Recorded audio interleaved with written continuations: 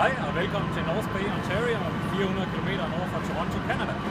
Mit navn er Jakob Peter Sørensen, og jeg er flyvechef i Air Greenland og har sammen med Mogens Morsvik-Hår, chefpilot på DAS 8, fornøjelsen af at hente vores nyeste skud på DAS 8-stammen. Den står her ved siden af mig. Lad os gå indenfor og kigge på den her fine nye flyver.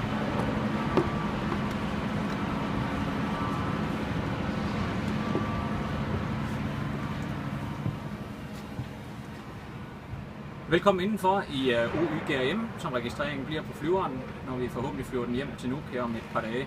Som man kan se, så er kabinen blevet rigtig lækker. Vi har fået nye lædersæder med rigtig dejligt betræk. Vi har fået malet hele kabinen, fået ordnet vores overhead bins. Og ikke mindst så har vi fået udskiftet al belysning til LED-belysning. Det giver et mere behageligt lys og giver langt mindre vedligehold. Udover det synlige på flyveren, så er der blevet lavet en række tekniske modifikationer, som vi specielt som piloter er glade for. Men det vil jeg bede Mogens, vores chefpilot, om at fortælle lidt mere om. Mogens, vil du invitere ud i kontoret? Meget gerne. Kom indenfor. Tak. Det er så vores nye cockpit, vi har fået på OYGRM. Hele modifikationen har omhandlet primært to områder. Først og fremmest så har vi fået nogle spoilere, som sidder på overkanten af vingen, som hjælper os i vores landingsrute.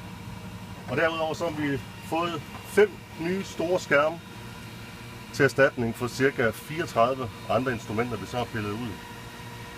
Det giver os som piloter et helt andet overblik, og samtidig så sikrer det en fremtidssikring af flyveren i hvert fald de næste 20 år frem. Vi er utroligt glade og utroligt stolte af det her nye udstyr og glæder os rigtig meget til at kunne byde jer velkommen ombord. Det ser lækkert ud, Mogens. Hvad med småkagerne og kaffen? Er der gjort noget ved det? Småkagerne og kaffen har vi ikke gjort noget ved. Det bliver simpelthen ikke bedre end det vi har i dag.